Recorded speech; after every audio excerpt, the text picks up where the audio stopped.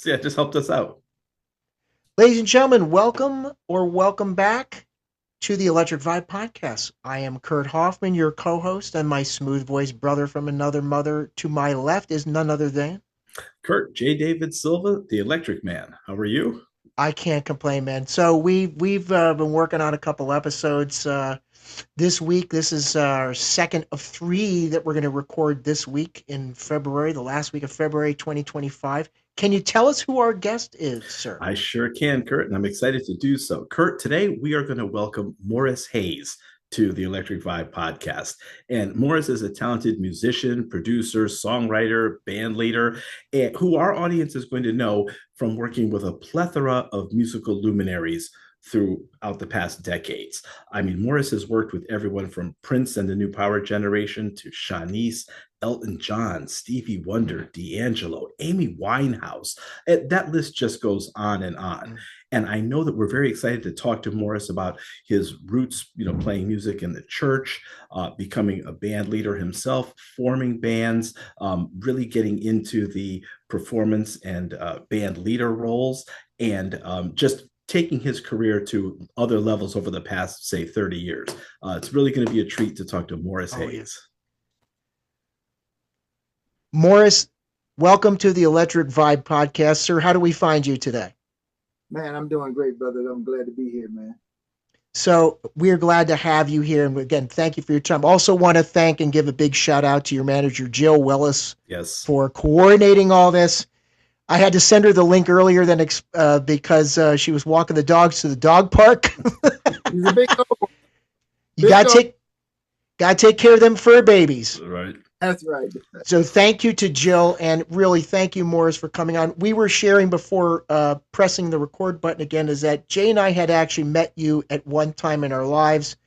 Got to see you play with the incarnation of the New Power Generation back in August 2019, and you, Tony M, Mr. Deacon himself, and Mackenzie stayed after the show was all over with and got to talk to you and rap to you a little bit. And you guys were just so generous with your time. And I personally thanked you for that. And then my neighbor across the street met you at a corporate function not too long ago. And Elizabeth, I'm going to put this on share for a hot second. She said, she just gave me the okay on this.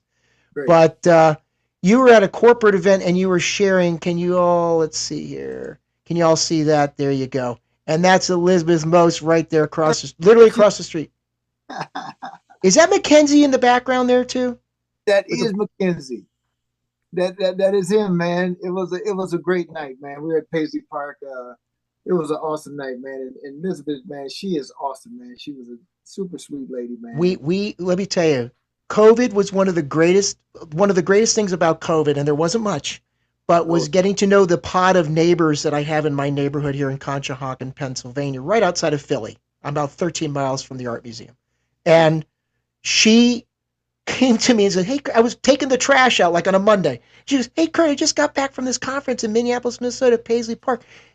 I said, you were at Paisley Park? She said, yeah, there was this corporate thing. And you can fill in the blank there for me. But she said, you ever heard of this guy, Morris Hayes? I said, you're talking to a guy who's heard of this Joe Morris Hayes. I think he's a phony, but I'm just trying to verify.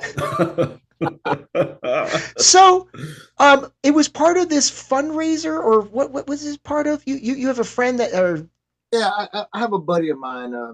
He's a friend. He's a dear friend and a fantastic guy named Corey Tollefson. And Corey is probably, everybody gets to say they're the Prince #1 fan, but he is really up to this. He's been there. He met Prince. He was there. When Prince was doing private things at the studio. He's in some of the music videos. I mean, it's like I think we shot it. Y'all may remember a song called "Gold" that we did. Corey was there for "Gold," and so a huge fan. But now he's a businessman, and he's captain of industry and everything, and working in that area. And it was amazing because I met him when he was a kid.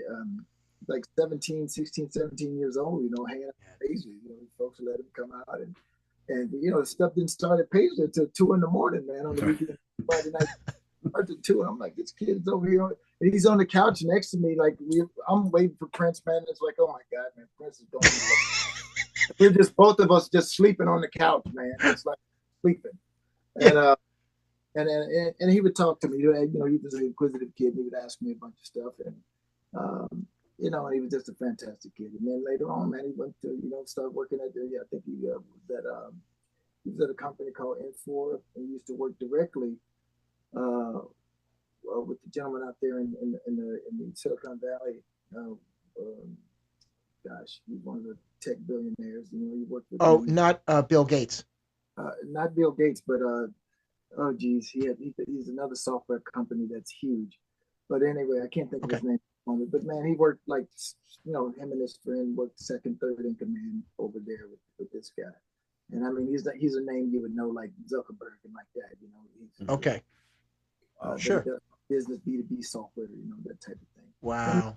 With a company called Blue Yonder, man. And so it was an event they were having, man, and I met a lot of really wonderful people that came out that night, man. It was, COVID, like you said, it was terrible, man, but a lot of good things sprung out of when we could kind of get around folks and everything. But I met Elizabeth and everything, man. Everybody was so cool, man. Like all her friends and everybody that was. Let me tell you, she is a pistol. Let me tell you, and she's the life of the party wherever she goes, man. You already know that. You already figured that one out. Yeah, they had a nice group of friends. They was dancing, man. They had a great time, man. Everybody was like partying, man. Yeah. So it made the show fun. Whenever you have a group of people that come to have a good time, man, it just So the NPG was the house entertainment for that particular corporate function. Is that how that worked? Yeah, I mean, well, they hired us to do the event, and so and it just happened to be at Paisley, and so they were like, hey, well, we're having this thing at Paisley, and would you guys play, and so we were like, man, yeah, duh, like, yeah, we're there, bro, like, holler at your boy, so yeah, we went down there, thing, man, it was cool. Nice. Morris, again, thanks very much for your time today. Kurt and I are just, excited to have you. Can we start with your formative years, your upbringing, music in the church, and can you kind of take us through your trajectory? Absolutely, man. It's a funny thing because when I was a kid, man, my mom, she always wanted, she was a singer at church, she was singing the choir and everything, and she always wanted to played piano, and so the piano that my dad bought it back then is in the house here.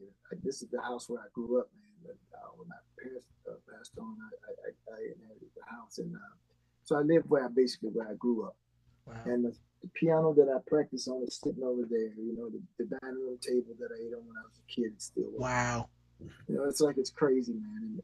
And what she always wanted to do, she wanted to play, but she said it just wasn't her thing. But then I came into it and I kind of messed with it a little bit, and just over time, started messing with it. Just practice. She showed me what she knew, and then I would start to play at church. We had some really good players that was at my church down here, and so I would kind of watch them, and so that was the kind of thing. And then my brother Luke. Was a DJ. We would do back in the day in the 70s. We did house parties, man. We had an old house when we built this house. The old house, my folks let us use it as like a pool hall. So when we got out of there, that's how we made our allowance, me and my brother.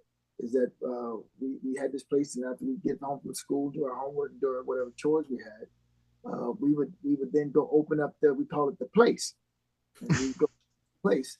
And then all the neighborhood kids and, the adults from around the neighborhood, we had a pool table, what we call a Seabird, which is like a jukebox. Oh, nice. Machine, and maybe one main pinball machine, maybe a couple at one point or another, but a main pin. So everybody that wasn't, playing pool, could play the jukebox or like play the pinball machine. And we get a few different ones in, just keep it alive, get a few different pinball machines in over time. But and then there were some other rooms in the house where we would just have like my brother would set up a DJ thing, and then just be like a Friday night jam, like a house party, and people would pay like $2 or $1 or whatever to get in, and then just be a house party, and it was great, man. And we did actually, that's how I made my allowance, and it's just like it was really great. And I also learned how to shoot pool. I work on Prince a little bit. You love shit. Now you got somebody, partner. He wasn't competitive at all, was he? No, not at all. cheat, man. That Joker hated to lose, man. He hated to lose. And you have to watch him because the ball will mysteriously be like, oh, what happened to the. Oh, come on, man. I saw that hand tip it on in, he's so good, man. He's trying to play it off. He was really, really good, though, man. He was very competitive. Anything if it was ping pong, and I didn't know ping pong. He beat me to death in ping pong, but I'm like, I'm not going to give a challenge to him in ping pong. Yeah. He's good at it. But everything he did, man, he just wanted to always be the best at it. Just do it. Wow. Yeah. So when you go to Chicago, Morris, yeah, and that was a very formative time in your life, and you work on one of these early Korg synthesizers. What was it? The Korg 500? No, what I had was okay. It had MIDI. I know that. Yeah. Now the very first one, it was kind of crazy because at church when I was going to this church in Chicago, we had like a Fender Rhodes. Like everybody was battling organ and some was battling for the piano, but the Reverend son Ralph Evans, Ralph played like Johnny Taylor, like he played with some other cats out in the secular world, but he was Reverend son. So I love Ralph because Ralph was cool. He was just cool. Was never no competition thing with Ralph. A lot of the other situations he was kind of fighting for position and all that. Ralph was just cool. He just like, yeah, man, you can play this right here, the Fender Rhodes, man. Or here the Prophet 600. Prophet 600. That's it. Yeah. So that's what, and so that was my real. And I thought this is my lane right here. I wasn't like super proficient in organ and everything like some of the other guys. And I said, this is the thing. And it was really a niche thing. And nobody was battling over that. So it was me and Ralph, and it was awesome. Just, Ralph would let me play those Rhodes and the Prophet.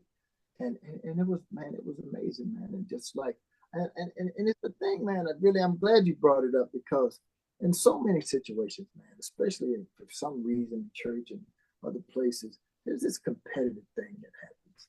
And I thought it was kind of weird. Man, I'm from down here in the woods, man, in Arkansas, and I went to the big city and just everything was very competitive. Like, yeah, we got to beat up on the Tommies when they come over from the west side. And I'm like, man, we in church, man. We supposed to be fighting the devil. Like, why are we fighting each other? Like, I don't understand the competition between the people from different churches, and we all fight Satan and get him out of the picture, right? So I'm like, why are we fighting them?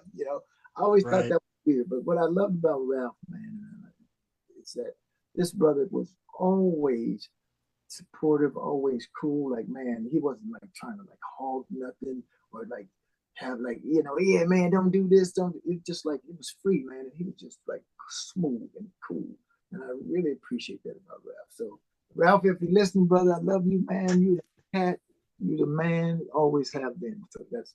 I'm glad you. And that. Ralph is still with us. Yes, I believe so. I certainly would have known if anything happened to Ralph. Yeah, sure, of course. They would have let me know in Chicago. Ralph is a legend in that city. He was a severe player. And I mean, I never seen anybody play with such passion. Ralph would play, man, and he'd just be like Herbie over there, like Stevie and Herbie play like that, and he just would be so. I just like, wow, it's so dope, man. Like he's into it, and so that was the real thing, man. But you're in Chicago, so outside of, we all know the Great Migration that happened in many cities like Chicago, and you have people like Sister Rosetta Tharpe with her mother, who should the godmother of rock and roll, the one. From right here, Sister Rosetta, from right here in Arkansas. Right. Yes.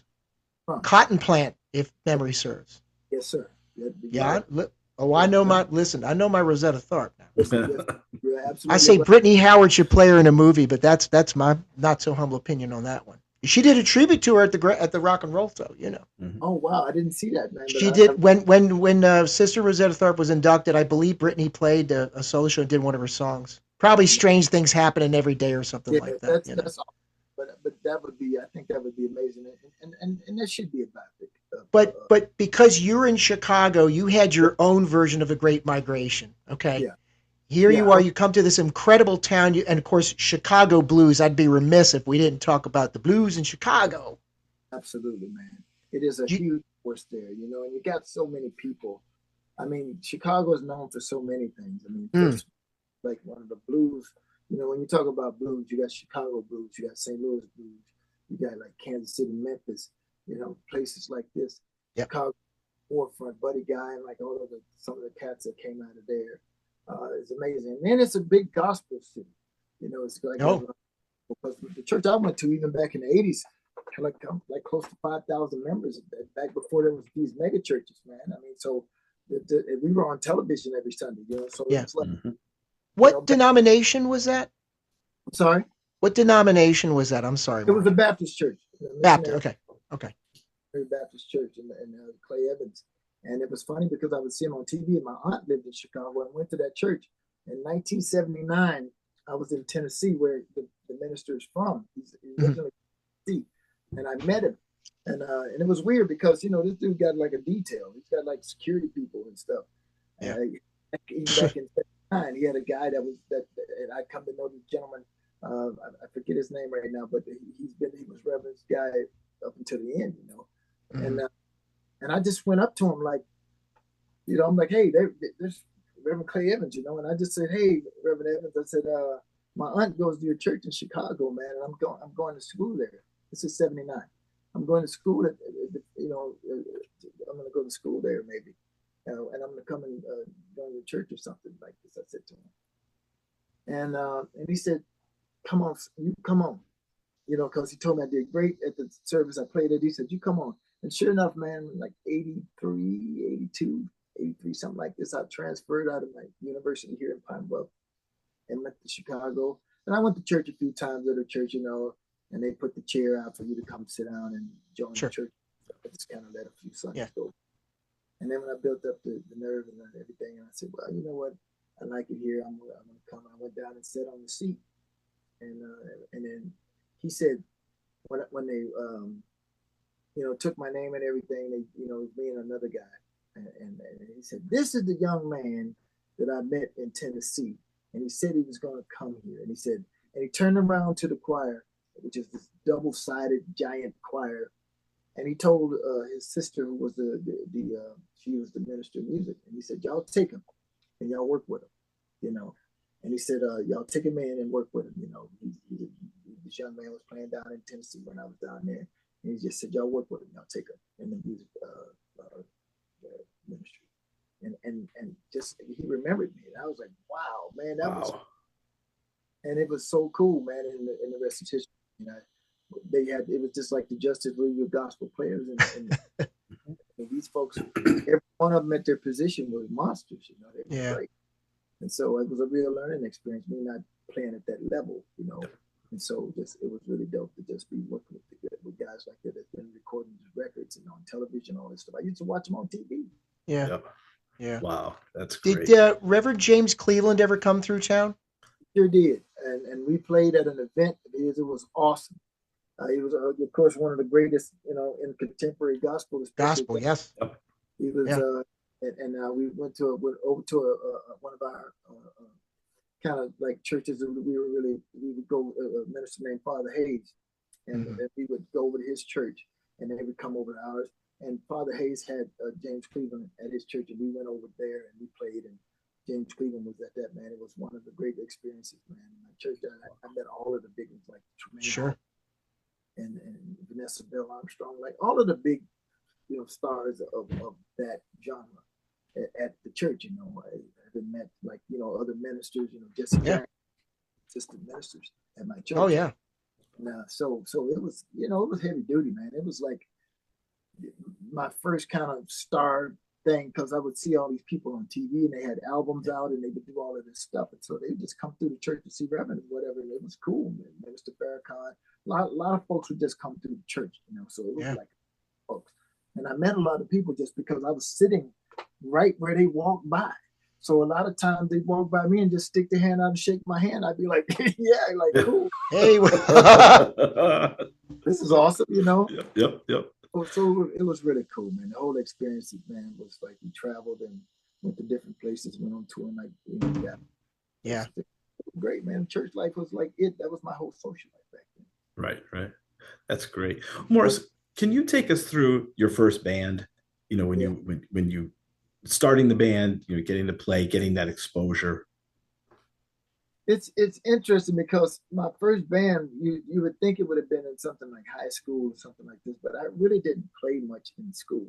That was the thing. School was like I played basketball and I was a dancer, right? I was like looking at being like Michael Jackson, and so it's funny because I was watching and this is what's great about the business, man, and about being in the business, especially at this level that I've operated at, because a lot of things I can get verification from the people themselves.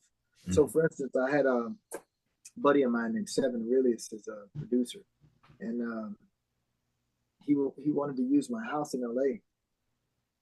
I had a studio in my house there, and he said, "Hey man, I got Howard Hewitt from Shalimar, and he said, bring Howard over and use the studio." I'm like, "Yeah, cool, no problem." He brings Howard over, and I meet after Howard dings his head on my ceiling when he walks through the door. It was really funny, but not because I told him, I said, "Howard, my door is small." I remember Prince came to my house one time, and it was the first time he came to my house, and he was like, he'd never been. I had a place in Minneapolis that he built for me, and then I had a house that I bought in LA that I lived in when I was there. So I had these two places. So he'd never been to my house. So Prince comes over with Misty, the ballerina. Yep. Working on some music for some video thing for him. So he comes in and he goes, "Nice house." Like, oh, like, that's a compliment from you on my house. It's great. But I tell him when he's coming into the studio, I tell him, I just said, I said, "Hey, you gotta watch when you go through." He gets to the door and he goes, "Oh, it's finally a door that I can fit," and then I'm like, "No comment." So I'm like, like a 5'5" door or something, Like, no, I'm like, "No comment." I have nothing to say on that topic. So yeah, that was funny, man. But the thing is, Howard comes over. I give him the same one. I give everybody one. And like, I finally had to put a sign outside the studio that said, "Beware of your head on the." But then when he steps in, he's looking at the studio, and then he forgets, and he just kind of stands up and hits. He had a baseball cap, on the top of a baseball cap, they got a little beanie thing. Mm-hmm. That just kind of went in his skull, just kind of like, and he's like, and you can tell when somebody's hurt because they're gonna go like, "Oh." He said, "Why would anybody put a ceiling right there?" Howard Hewitt, that's so cool. Wow. Anyway, so he comes in, he sees all the Prince stuff, and he tells me his story about, like, I have a Prince story, because he's like, "Wow, this is great. You're a Prince guy." Okay, he says, "I got a Prince story," which everybody does. They have a Prince story. Yep. And so he tells me about how Shalimar was in Minneapolis in the 80s. And they called him down when I guess Paisley was still kind of new, and he said we got summoned like the Queen. Like he summoned you to come down, and you were like, "Wow, Prince wants us to come to the studio, like he wants to." And he said they did a concert just for me and Jody Watley and Jeffrey. He said they just did a concert with nobody there. It was just like full lights, smoke, everything that you see in an arena. He said, but it was just three of us and our like security people and just our people, Wow. We were sitting on the couch and Prince did this whole show just for us. And I said, "Oh yeah, man, we've done that." But he said, and I told him, I said, "I saw you guys on Soul Train, and I saw Jeffrey do this move." And I said, what I did was, I said, it took me about a week out on my carport. I had to go out there and just figure out, I said, how in the heck did he do that? Yeah. And what it was, he did this moonwalk thing. Mm-hmm. And I saw it and I was like, what the? But he just was going backwards, but it looked like he was going forward. And he says, well, let me tell you what happened. He said, guess who else saw that show? He said, Michael saw it. And he didn't go to the garage. Somebody got on the phone. He said, bring the one they called Jeffrey to me. and somebody summoned Jeffrey and said, hey, Michael Jackson wants to meet you and he wants you to come over. And so he calls Jeffrey up. Jeffrey comes, does the thing, and now he's, he leaves the band and he's Michael's choreographer. Yeah. He teaches Michael that, and then lo and behold, it's called the Moonwalk, Motown 25. He does this thing and it's over. Mike owns it now. Right. He owns it. And it's like, I'm like, whoa, that's so crazy. That that he would Yeah. tell me the story. Like he said, yeah, Michael saw it too. So you weren't the only one watching Soul Train that day. And he saw it, and the next thing you know, Jeffrey got the phone call, and it was like, yeah, Mr. Jackson would like to speak to you. And I was like, wow, man, that's crazy.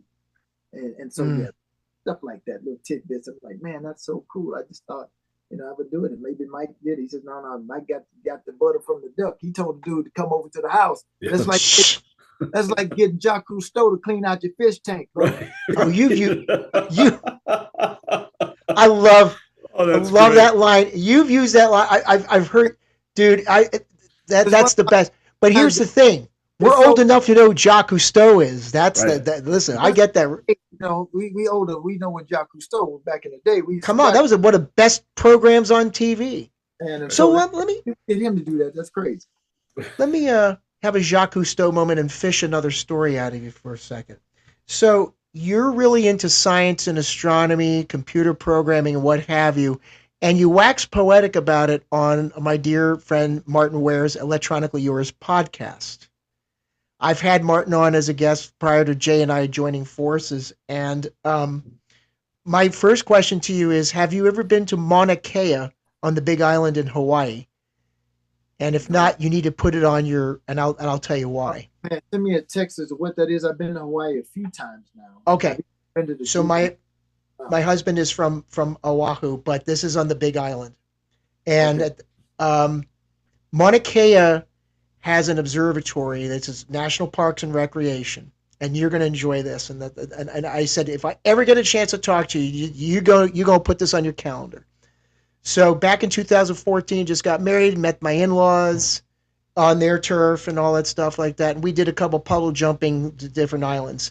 When you go up to Mauna Kea, you got to get a rental car that can handle going all the way up to the altitude and stuff like that. And the Hawaiian island to visit. Everybody goes Maui and all. No, the Big Island's really Hawaii because you got 17 different geoclimates going on. And you already know this because you're into that stuff. Yeah, I took it. Went around and just there's a place where just like it's constantly like raining and it's just like crazy stuff. Oh yeah, that's Hilo. Yeah, the rainforest area. Great coffee, but mountain thunder, by the way. There's a shameless plug.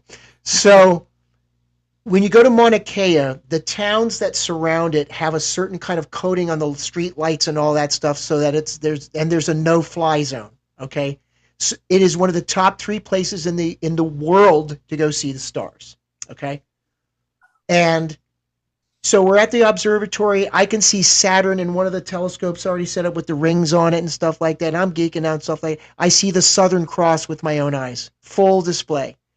Then all of a sudden there's this, what I think is a jet plane going by. And I asked one of the docents, I said, excuse me, I thought this was a no-fly zone. What the hell is a plane doing flying over there? He says, sir, that's not a plane. That's the International Space Station floating by. That's how clear your sight line was, Morris. Wow. Right. I knew you'd like that. I'm a geek, man. I had a buddy that worked in, and I'm going to try. My manager always said, Morris, be succinct in your answers. Don't. No, you're all right, man. This is a place to wax. I'm a super science geek, and I'm just like a geek, like space missions and stuff like that. That's the reason why I get in such fights with flat earthers, and just like it's like a part-time joy of mine to fight with flat earthers. But anyway, I had a buddy of mine that was worked on the Mars rover program. Yes. So I went to the JPL, the Jet Propulsion Lab in Pasadena, and got the tour and got to be like right in the shed with the other one. Like for every project that they make, is like a line from that movie, Contact. That's one of my favorite movies. My favorite movies too, brother. And Small Moves, Ellie. They always, for every project, they always make 2. And that is, I found that to be true. That's what they said out at NASA with all these kids from like MIT and all of these kids. They're like kids, but all of them are freaking geniuses, right? And so it was really funny because, they took me out. They have a simulated Mars area that looks like the topography of Mars. It's like all the red rocks and jagged edges and stuff. And they run the rover out there. They got a working laser on it, like the one on. Like with a warning sign, like stand down if the laser is going to be notify everybody, beat it if the laser is going to be shot. They got to get everybody to clear. It's like it was dope.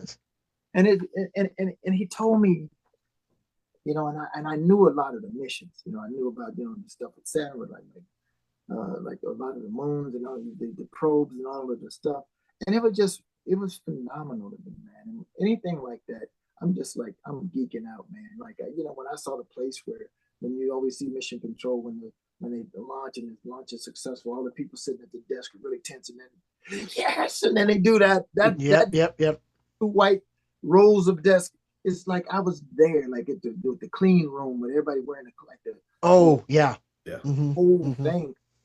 I was like, oh my God, man! I like put me in the ground, man. I'm like, I'm done, man.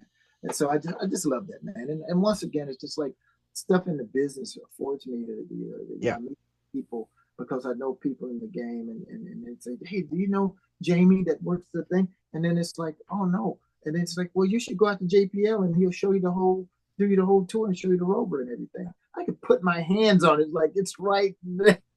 Like, Jesus.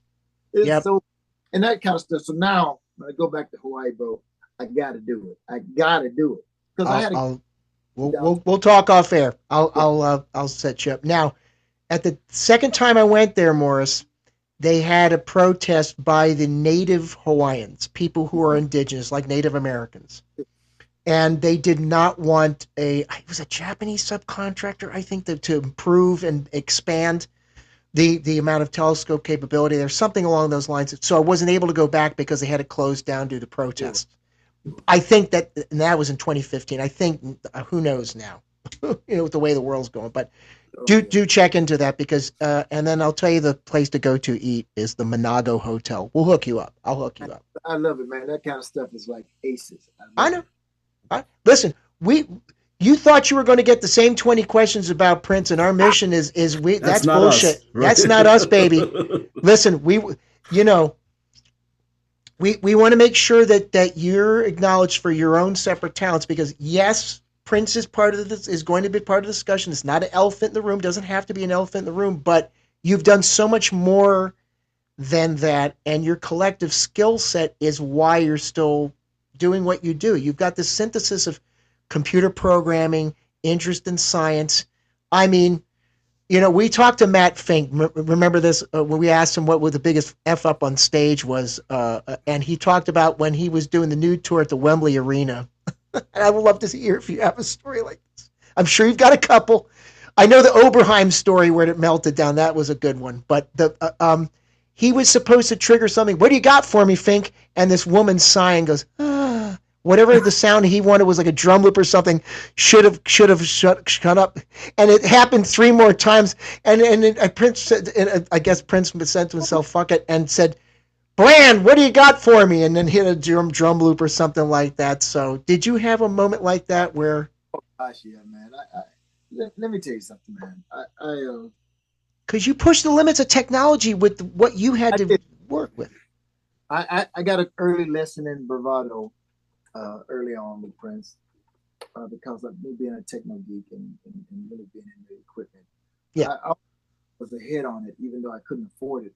I had a very good friend in Chicago named EJ. And EJ was the manager at the Guitar Center back in the 80s and early 80s. Out in Chicago. And like on 95th Street. EJ I went to DeVry, right? So I went to DeVry for like programming computers and stuff like that, and writing software code. But I would go there after school, like after kind of do homework, but then I'd like beat it over to the school because I didn't have any like equipment that I had in Chicago. So my way of kind of getting my fix was to go to the Guitar Center, and I was one of those annoying people. Go over and play the stuff and just have stuff going. But I guess the good part about it was EJ told me, he said, Morris, you should just work here. You're selling more stuff than the guys I got working here, dude. Like people come in. You're right. You got an Oberheim over here going, and you got the DX going, and the drum machine, the DMX going. And then people were like, dude, this guy, like, what is, and he said, and I said, no, I can't work here. Like, I got school and stuff. But I'm like, I like coming over here and just geeking out. Like they had the Moog, memory Moog and all of this stuff. Oh yeah. And I'm just like, yeah. Candy store. Way out of my price, like $5 right. grand was at the time. That was just like completely just a dream. And so I just would mess with it, and I meet all of these different people, man. But that was the thing that was very cool. So I get the Prince, right, and I got all of my stuff in my studio, and by the time I get to gig with him, I see Rosie's rig, right, and she's got like a EU, like a sampler that sampled at like 37.6 or whatever the sample rate. Yeah. Brand sample rate was a 44.1 or 48K. So I was telling Prince, like, your stuff sucks. Like, you should, my stuff is great, and you should use like what I have. And he said, so fix it. So I went to this guy, Skip Johnson, who was the production manager. And I said, Skip, Prince says I can update this, Rosie's rig and make it more like my rig because his stuff sucks. And sure enough, I got him. They went and said, okay. They went and got the card and went to shopping and brought me like the Roland sampler I was using. Like this thing was a 750, and like the one I had was like a $8,000, $8,000 sampler at the time. Yeah. I got all of that stuff, and once Prince found out what it could do, he goes, "Oh, so because I'm like, yeah, man, because mine can do this and do that, and then I can." He says, "Oh, if you can do that, then you can do this and do that and do this." And I was like, "Well, technically, but I don't know if it'll." Yeah, you can do that then, and then you can do this. And I was just like, "Oh my God, what did I do?" Like, you created a monster. Yeah. This crazy thing once he was like, "Oh," and Bobby Z is the one that put me on game with Prince. Because Bobby came to the studio, one day and was talking to Prince, and he came in the rehearsal space, and I was in there working, and I was kind of showing him what it is that I was doing. And Bobby said, "You know what, Morris?" He said, "This is what Prince wanted us to do then. Where this technology is now, he wanted that then. And then where my technology was then, he quickly maxed it out to the point where it wouldn't even keep up with his demands then. So I was even like behind. I had to use multiples of what he needed. Because he's like, oh, okay, this is great. Put all the Claire Fisher string arrangements in there. Put the horn samples in there. I'll put all the vocals in there." Mm-hmm. And so now I was the hotel killer. Me and Tommy Barbarella were hotel killers because basically we put the horns in the box. We put his other guitar player in the box. We put the vocalist in the box. And it was just me, Sonny, Tommy, and Michael Bland. And it sounded like an absolute like wall of with just four people playing. And he was just like, I remember Lenny Kravitz would come over, and like I remember Lenny came over. I've told this story a bunch where Lenny comes over one night, and he's in town and comes to Paisley, and I'm waiting for I'm there before the other guys get there. Jam with Lenny that night. Mm-hmm. And Prince just tells me, "Morris, just play your parts on just pick a song, play your parts." And I just play, and it's by itself was crazy. Like I'm playing stuff, his vocals happening, his strings is happening, and I'm playing my parts, and Lenny's like, "What the?" He said, "How are you doing this?" And Prince goes, "Ancient Chinese secret." He just like, "Don't worry about the secret sauce." Yep. Lenny wanted that Calgon you was working with. Right. Yeah. Ancient Chinese secret. That's what it is. And it was crazy, man, because it was just so much technology, man, and we could do so much. I mean, and so to get back to the original question, of course, with that much power and that much that could go wrong, one of my worst, and I had quite a few, man. I don't even know. That's why I know God was in the plan, because Prince should have fired me like super early on in my career with him. He should have got rid of me like super quick. I was in DC, and we were doing 3 Chains of Gold. This was like the Axe tour. Yeah. We were doing like 3 Chains of Gold and all of this stuff. And Prince, like in typical fashion, be a sound check and decide I want to change something up every day. Every day we're going to make a different change. We're going to play something different. We're going to do something different. I'm like, great. I've been working on this part, like to get all of this down. And yeah. So sure enough, he gets this new complicated. God,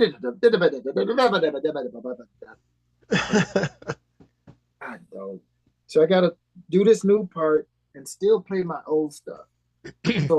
So and we get it in sound check. So you literally have to just keep it in your memory, and then you got to play it again that night for the people. 12,000 people. And so needless to say, we get to this song, Three Chains of Gold, and I do this crazy line that I play the line, but then I forget, oh, I got to do the sample at the end. Three Chains of Gold. Yeah. I played them, and then I go, I just hit about 4 or 5 different samples. I couldn't find the right. Oh, shit. It was the train of life, and it was just like, I mean, that song's like Bohemian Rhapsody. That's clearly his version of Bohemian Rhapsody, right? So, you know, even when Queen would play Bohemian Rhapsody, they would get off the stage for the "I see is a little silhouette." That they would just have a recording do that, say "fuck it," we can't duplicate this life. But what Prince is having you do is, oh, okay, we gonna push these limits of technology. You're gonna do what we did on record live, and yeah, man, that's exactly right. And not only whoops. that, man, I really made double trouble because one of to me, my personal greatest claim to fame with the Prince legacy, with my contribution to Prince. Prince made a lot of contributions to music, but the one contribution that I made to Prince was when I was opening for him with Carmen Electra. When we were the house band, I had a dedicated sampler that I had drum loops on, like Teddy Riley's his song, and I had a European group, Information Society. Oh yeah, what's on your mind? Yeah, and so I took loops from these tracks, and I put them on the Prince stuff. And Prince came to rehearsal, and he was like, "Wait a minute, they're playing 17 Days, but they got this drum loop on it from another song. He did like a mashup." And so Levi Seifert called me, and he said, "Man, Morris, what did you do?" And I'm like, "What are you talking about?" He said, "Man, Prince came back to you guys' rehearsal. He's like, stop the presses. Morris is over there playing loops under our songs, and we got to do it too." Like, because that's one thing that Prince never did during my time, at least, is I never played tracks like sequence tracks in the show. We did track shows for like certain, like Top of the Pops or like some certain things. Prince would go hard on his stuff and we'd do whatever. Yeah. But for our shows, man, we put all of the samples in the keyboard so Prince could just decide, I don't want to come in just yet. I want to play a solo at the top of the song, and I don't want to first verse. I remember when we were doing David Letterman, and he didn't want to shake David's hand, and he just said, "Morris, do you have the gunshot?" And I said, "Yeah, I mean, I can get it." And he said, "Yeah, okay." So when I don't want to shake his hand, so when he comes over, I'm gonna do like this. You shoot the shot. Big Coco's gonna grab me. Yep. We've had Coco on. Yeah. Yep. Yeah, and he goes, also, I don't want to do the second verse. Just cut straight to the bridge. And then and I'm sitting there, and he said, "Oh yeah, no mistakes." And then I'm sitting there going like, we're standing by the door, like getting ready to open up. They're gonna change over. We're gonna do the commercial break, and then we're on. So I gotta run in there and tell my tech, like, "Stu, I need the gunshot. I need to put it on the top key. I gotta zone this out real quick." And I had to go back to my rig and like map that gunshot out on the key there, and do this whole thing. And then so I'm playing a string of vocal samples, and Dolphin has got a lot of vocal samples in it. Yeah. And I'm looking at the keyboard, and I'm nervous now because he told me don't make any mistakes, and now I'm thinking about I'm gonna make a mistake. And so I'm looking at the keys, and I'm going, I gotta cut out about 5 or 6 samples to cut out of the second verse. And jump straight to the bridge. And I'm like, I don't exactly know what that is.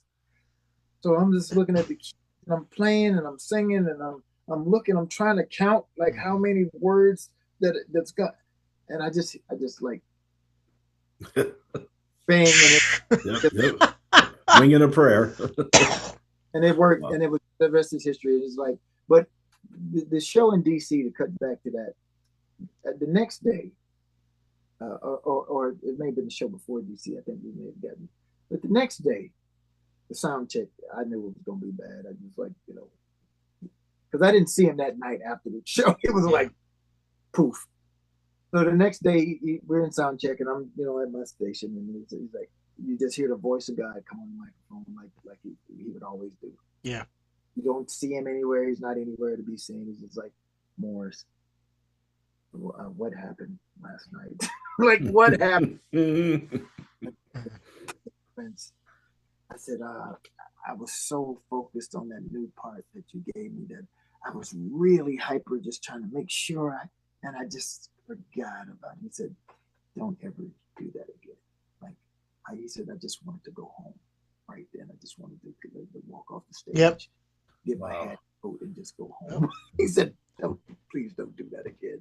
And I was like, oh my God, man. That was so I was like, oh my God. It was wretched because he's such a perfectionist on the stage. He don't like mistakes. But dealing with that kind of technology, man, it took me years to really like hone it. I got to be so good at time. Barbarella and myself, Michael Bland already was a clock, but me and Tom be so proficient at timing, playing samples and playing things like that. It was remarkable. And we would practice all the time with or without Prince. So we really go in at 10 o'clock, come out at 8 o'clock with no Prince, run the songs with no lead vocals. And we had to memorize, we had to know where all of those vocals and all of those things came in. And I don't read them. So I just had to put, like, Prince told me, he said, Morris, I don't know how you're going to remember stuff. I don't care if it's like how it, hieroglyphics. He said, I don't care what you do. Just like, he says, I don't want to have to start over every day waiting for you to like figure this out. So when we learn the song, the next day I want to move on to the next thing and just do that. So it was a lot of work, man. I used to come early and leave late. You know, that's just the way it was. But it was the technology, man. But I loved it, man, because we did something nobody else was doing. I mean, right. People. I had Janet Jackson people that were friends of mine. I knew Michael Beard, and I know like a lot of the people who played with all those folks, like Chucky and DOA and all of them. They would be like, wow. I was at the opening show for Rhythm Nation tour, and them dudes was amazing. But they didn't do it like us. They were like, no, do this. Like, this is so scary. Like, you're playing this stuff in real time. Yeah. And my guy with Michael Jackson said, man, we tried to do it that way. You know, they saw me doing it, and they said, we tried to do it. He said, the problem we had was it was never consistent. It was hit or miss. Yeah. Like, sometimes it would work and sometimes it wouldn't. I said, yeah, well, it started out like that for us. But Prince just beat us into shape. I mean, learned how to get it. He beat us into shape. So it's like, you will get it. Now, you're talking about Greg Fillinganes that you were talking to about this? Yeah. I mean, Greg's a beast. And I am so sorry he never got to play with you guys, because I know you were lobbying for it. Yeah, that was crazy. He came to the show in the Glam Slam that we did with Stevie and Steve and he was there. Man, let me tell you something. I was looking at Greg with his head laying on the stage. He was just dying. And he called me after that. He called me. And I didn't really know him like that at the time. And but I knew who he was, and I saw his head on the floor just dying. And he called me and said, man, he said, Morris, he said, he says, I've worked with everybody in the business. You know, you're talking about Steely Dan. You're talking about everybody. He's got, him and Ray Parker Jr. probably got more gold plaques than anybody I know. Right, right. All the things that they used to do with everybody. And Greg said, the only thing that I haven't done that I want to do is Prince. And I told Prince, I said, Prince, Greg Forgalligatis called me. Because I used to butcher his name all the time. I didn't get no Fillinganes. I'm like, I don't know. Forgalligatis, he's something. And he wants to play with us. Prince was like, so? And I'm like, no, but it's Greg Forgalligatis. He wants to play with us, like with the band. But I got you. I'm like, yeah, but that's nothing. We got to get Greg Forgalligatis. I'm like, we need him. But he says, Morris, all those guys are ringers. They're like mercenaries almost. They do these gigs. He says, I got my crew. It's like family. I got my own crew. And whereas I know I'm not Herbie Hancock or Greg by any stretch of imagination, he said, but you do something that I need you to do. And so he said, every part is like a cog in a machine, and we all have a role to do. He says, look at, and one of his greatest examples was he loved Michael Jordan. It's like his favorite, Michael Jordan. I know he loves Steph Curry, but Mike is the GOAT. And so it's like he always would use Mike as a reference to teamwork and how we would play as a band, because he said even Michael could get 60 points in a game and they could still lose the game. Yeah. you have to have some other people on the team that know how to pick up the slack. You got your Scottie Pippins and you got your Dennis Rodman. He said, Morris, you grab the rebound, I shoot the three. He said, but we got to make it like teamwork, and we got to make it like a team, like that with Jordan. He said, and we'll win just like Jordan. We'll do just like that. We'll be the best band out there because we know how to function as a band and as a team. And he said that's what the most important. So everybody has a role to play in this. And we also liken it to James Brown. Everyone gets to play. He's just doing notes, but when you put it all together, man, it's like stuff is like orchestrated. It's the orchestration we talked to Eric Leeds about that, and that's the thing. He had a symphonic approach to he had 3 drummers on at any one time. You'd have Jabo Starks, you'd have Clive Stubblefield, and whomever else on percussion, and it was an orchestral approach. I mean, James Brown doesn't get enough credit for that methodology. That was a big part of, for instance, one of the things we used to do, like pro football players and basketball players, we used to watch a lot of tape. That was like our regimen as much as practice was. We would go watch Stone. We would watch James. I would see Jabo and see like Clyde Stubblefield and all them dudes, man, and Catfish and all of them, man, like and Catfish, Boots, Bootsy's brother, all of them, and just be like, man, these cats were like, it was the ultimate in orchestration as far as like, especially at a funk level.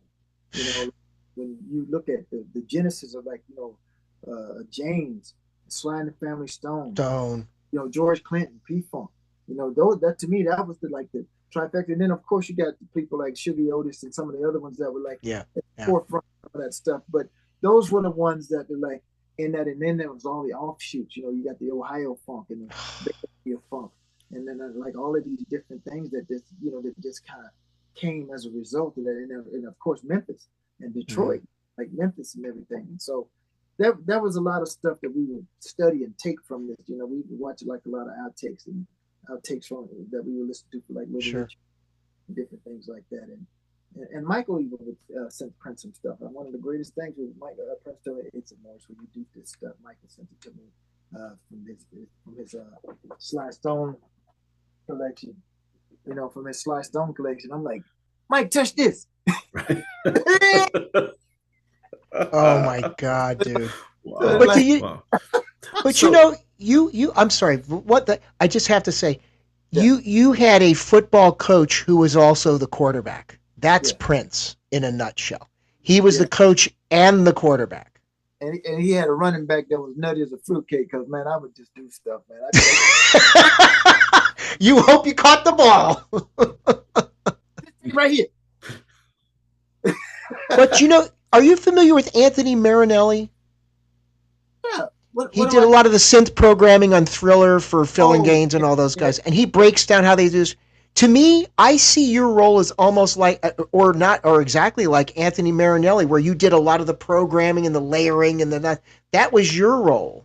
Well, he actually asked me to come and be Tommy's tech. Like he wanted me to, because he asked me when I was doing the thing with Carmen, doing the thing, he said, we'd come to rehearsal when I was doing the band for Glam Slam.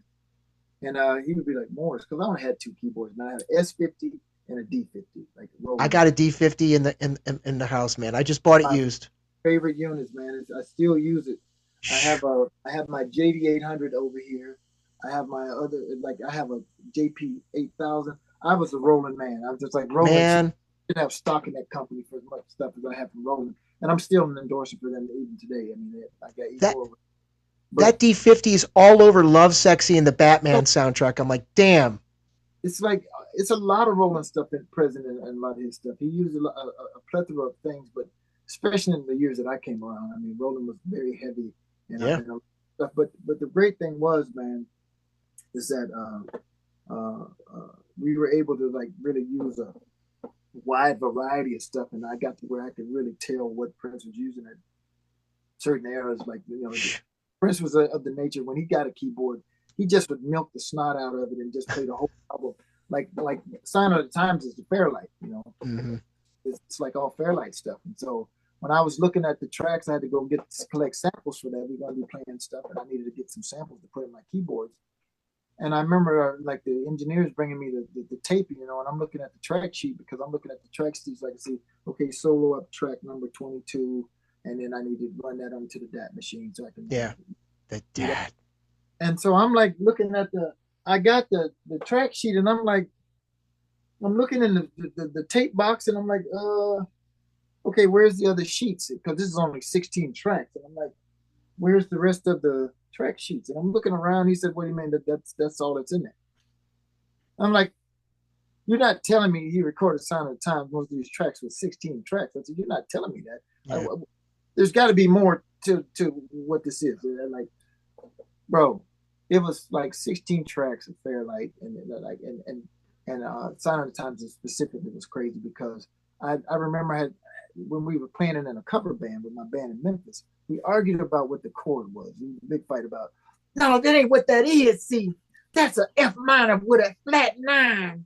Yeah. And all and so there's this big argument, and I get there and I solo up the tracks, right? I solo the tracks. The chord change is just a low note that he played on the Fairlight of a sample that now is so low and garbly. That is the chord. And it's just changing over time because it's playing itself really slow, like because of the low sample rate. Yeah. And I'm like, it was just a synchronicity thing that just like it changed exactly where it needed to change. You just put your finger on the key and hold it. And then what it evolves to is what is on the track. It's just like, and it changes like right where it's just like, oh my God, bro, we would have never figured this out in a million years. No. Soloed that track up and just actually saw what was there. And I come to find that a lot of Prince's music was that way. It'd be 3 bass parts. It'd be like stuff, and he makes it so low, and there'd be notes that were off. If you heard them by themselves, they would be wrong. But because he clustered them right next to each other, like Don Fagen. Don Fagen was really like great for that kind of stuff. But, you know, some of the best ever hear is Steely Dan. Yep. And because he could just put a note right next to it, just enough to rub to that tension, and you'd be like, you do that thing like a dog when you hear something, you'd be like, yep. It's like suspensions without resolves. Yep. Crazy. Like this, you know, and Prince was like a master for that. Like his vocals would be like that. His music, his parts. It's unbelievable. You know, it's crazy. Morris, I wanted to ask you, I want to take it a step back for a minute. Can you talk about your relationship with Mark Brown, Brown Mark, and Maserati? Absolutely. Yeah. Brown Mark, you know, and I have to say this too. Brown is like the quintessential cat that like I owe a few people for my Minneapolis experience, my Minneapolis life. You know, 3 people would be Craig Rice, number 1, Mark Brown, and Levi Caesar. Those were people pivotal for me being even in Minneapolis, because Craig Rice, because you know, when Mark saw my band in Memphis, you know, they came down after when we were shooting like 84 or somewhere like there. And, you know, came down afterwards and said, you know, you guys sound like, you know, we see a lot of people butcher our songs, but you guys sound like us. And so, you know, traded numbers and that sort of thing with, you know, my band traded numbers with them prior to my entry. And so when I came in, this had happened, right? So now we're starting to do some gigs, and we're opening up for like some of the Minneapolis songs. We opened up for like Maserati. We did a thing with the Jet, of course, their Minneapolis group. Yes. New Shoes and all of these things. But we did like maybe 3 shows with Maserati open. And then when the opportunity came for Maserati when they got the new record deal with Motown, they recruited my lead singer, Greg Sane, and myself. I came some weeks to months later. Once they decided to change the lineup in Maserati, so then I came and auditioned and I got in. So it was really Mark, and when we came to Minnesota, Greg and I was working with Mark, writing and just doing stuff, and I kind of was doing an apprentice thing in Mark's studio, which was like Paisley Park Jr. Mark had a studio at his house that was unbelievable. It was like it was the motivation for me to even want to make it, because I just said, I gotta have this. This dude had this crazy house and had a studio that looked like Paisley in his basement, drums and the whole board, 24 track machine. I was like, oh my God, this is crazy. This is this dude's house, you know? And I said, it's the pirate's life for me. I gotta do it.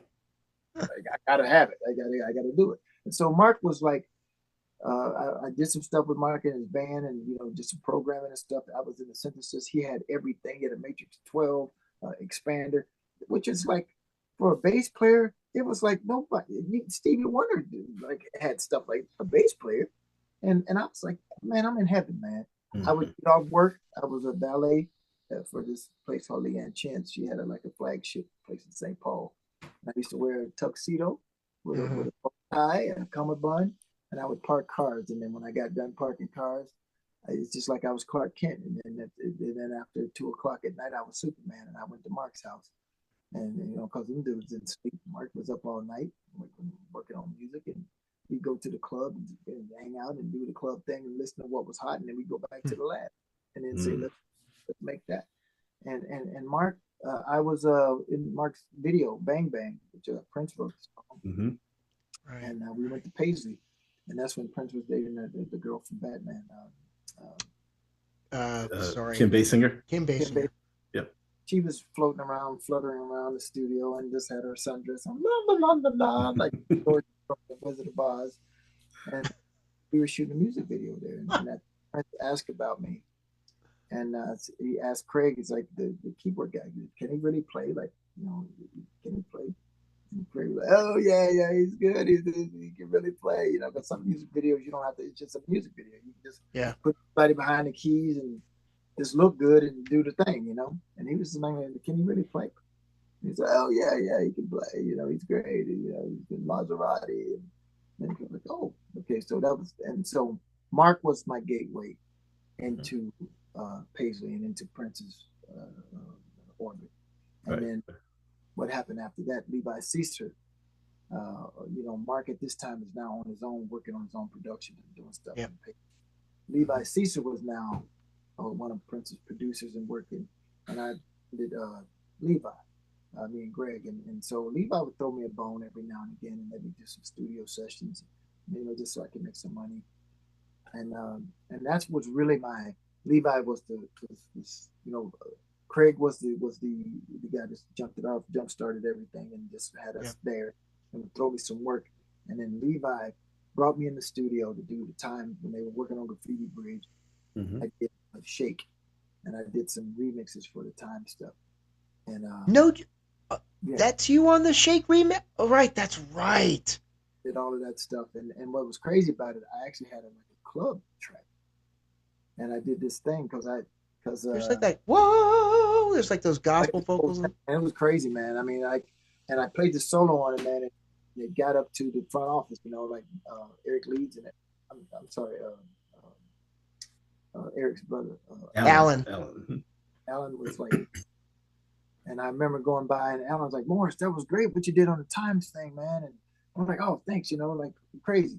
So I was in the studio with Levi one day, and he just let me hang out, and I just knew, like, don't make just be cool, just be quiet, be cool, and just let them work, and just not be a part of the scene, just chill out, just be some furniture in the back. And Prince came in, and they're working on, like, oh snap, Prince is here. Because usually what Prince will do is kick you out and put, just do what he has to do and kick everybody that's non-essential out of the room. Just like, hey, okay, Oprah's on, you can head in there and check out Oprah. She's on, like, see you later, But he let me stay, I was with Levi, so he let me stay, And then he said, and I'd been seeing him around, but he never talked to me, never said anything, And this particular day, I was in the studio, and he said he was, I'm sitting in the corner over by the door, like in the corner, off screen, and Prince saying something to me, which was odd, and I was just sitting there, and he said, "Nice solo," and then I did the thing where you look around and like you talking to me, like he said you did the solo, right? And I said, yeah. He said, then I'm talking to you. And he said, and I was like, oh, wow, thanks. He's like, yeah, that's nice. And I was just like, wow, that's crazy, because like he never said nothing to me. And so at that point, then he knew I could play and he knew everything. Then I studio, and it wasn't even a thing. He just was cool. He never said nothing. He just let me be like Candy and like yeah. We're always fascinated by evolutions, right? And how you Uh, get from one place to the other. And so we love the fact, Kurt and I were talking about this a couple of days ago. Love the fact that obviously you played with the Time, and you toured with them. Can you talk, because we're big Time fans. We're friends with a lot of the guys in the band. Can you talk yeah. about your experience there? That was super great because after Maserati, when the record label got bought out, Motown got bought by MCA, Yeah. and we Oof. got our record got dropped, which happens very frequently when a lot of Hmm. times it's over. Motown even wanted to sign Greg Sane and myself to a separate deal, kind of like the System, a keyboard player, like D Train in the System, keyboard Okay. player kind of deal. But we didn't want to take the deal because they really looked at us like two usurpers from Texas that were coming to take over, and I just felt like that's what it would feel like if because we've been talking to like Debbie Sanders at Motown, and she was really helping us in terms of trying to direct us as to how to be better songwriters and producers. And when we were trying, we were like writing songs, and we had a direct pipeline to Debbie, and Debbie was one of those people who was like straight up down the pike. She is no nonsense. She would give you the straight up like real talk, like this sucks, this is great, and this you need to do this. She would give us tapes of things like they had so many things they would go with. So she would provide us with some examples of like how to be better producers. And so we actually had this thing where we went to a meeting, and we found out that Maserati was getting cut, but Gerald Busby wanted to bring us in as artists uh, on our own. And I just was like, man, that would suck because I mean it would look like that was the design all along. Us two coming up, and then Yeah. I was just like, I don't know, Greg.